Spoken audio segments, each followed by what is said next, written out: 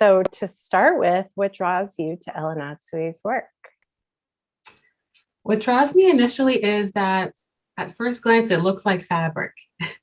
And I'm always drawn to fabric, bright colors, patterns, textures.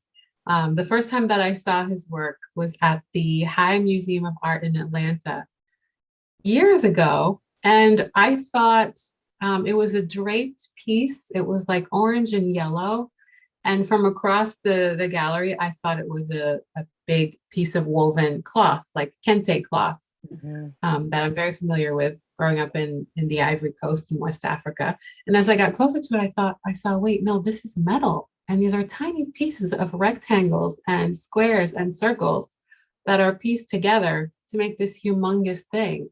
So yeah, I always like things that are made up of other things.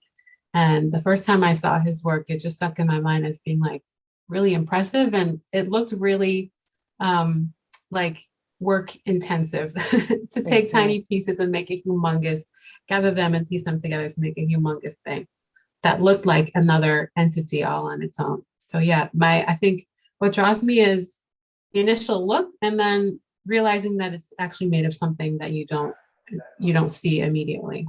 Mm-hmm. So cool. Yeah.